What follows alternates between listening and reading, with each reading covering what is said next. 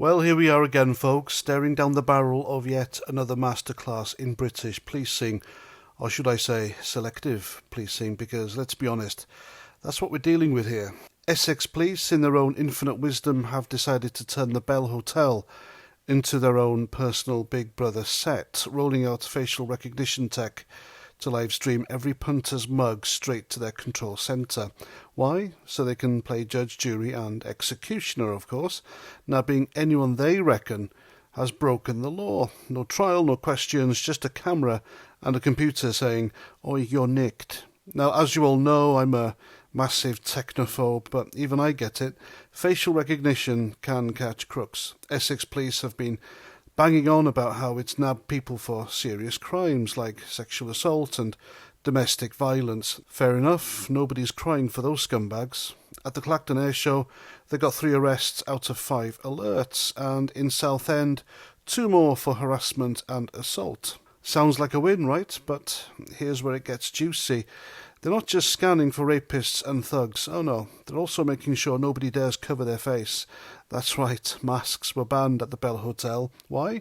Because how else were they going to get a clear shot at your face for their dystopian database? Now, let's pause for a moment and think about this. You're a local, maybe popping into the Bell for a pint, maybe waving a flag or two because you love your country. Suddenly, you're under the all-seeing eye of Essex Police's tech toy.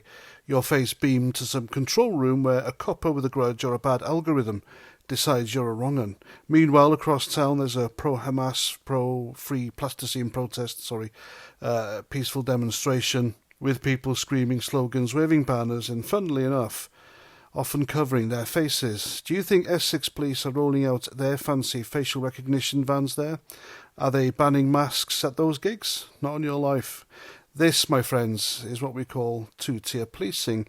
It's the great British art of picking and choosing who gets the heavy hand of the law and who gets a free pass. If you're a local lad, maybe a bit patriotic, maybe fed up with the state of things, you're public enemy number 1. Your face is scanned, your privacy is shredded, and if you dare wear a mask to avoid being catalogued like a lab rat, tough luck, you're breaking the rules. But if you're out there chanting for causes that make the establishment's heart flutter, well, carry on, mate. No cameras, no hassle, no problem. And let's not kid ourselves. This isn't just about catching criminals. Essex Police say their tech deletes images of innocent people almost instantly if there's no match on their watch list. Almost instantly? That's comforting, isn't it? Just long enough for someone to cock it up, maybe. And who's on this watch list anyway? People wanted for priority offences, they say, or vulnerable individuals. Sounds vague enough to include anyone who's ever looked at a copper funny, doesn't it? And don't get me started on the tech itself. It's from Coresight AI, an Israeli company that's been linked to surveillance in Gaza.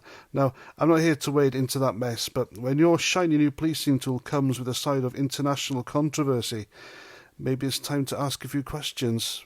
And here's the thing, they're not using this tech willy-nilly at every protest. Oh, no. It's targeted. The Bell Hotel, Clacton Air Show, Southend, places where ordinary Brits, maybe some patriots, are likely to be. But at the pro-plasticine marches, where things can get just as heated, where's the tech? Where's the mask ban? Nowhere to be seen, of course, and don't tell me it's because those protests were all peace and love, because we've seen the footage. Things get rowdy, property gets damaged, and yet somehow the facial recognition vans are mysteriously on holiday. This is two-tier policing in neon lights. One rule for the locals, the patriots, the people who just want their country back, and another for the groups that the establishment fawn over. Essex Police will tell you it's all about serious crimes and public safety. Sure, and I'm the next pope. If it really is about safety, they'd be scanning every crowd, not just the ones that don't fit the approved narrative. They'd be enforcing mask bans across the board, not just when it suits them. So why do this to locals and patriots? Because it's easier. Because they're not the ones who'll scream oppression loud enough to get a Guardian headline, because the system knows it can push around the average Joe without a riot in Parliament Square. It's cowardice dressed up as law enforcement, and if you think this is just about catching bad guys, wait until that watch list mysteriously expands to include anyone who's ever tweeted something a bit too patriotic for the Home Office's liking. So Essex Police, you're not fooling anyone. If you're going to play Robocop with your fancy cameras At least have the guts to do it properly. Until then, spare us the public safety spiel. It's two-tier policing, plain and simple. And it's an insult to every Briton who still believes in fairness. So there we go, that's me done. Let me know what you think in the comments, and until the next time, keep calm and carry on. Unless you're at the Bell Hotel, in which case, smile for the camera. Roger Trout.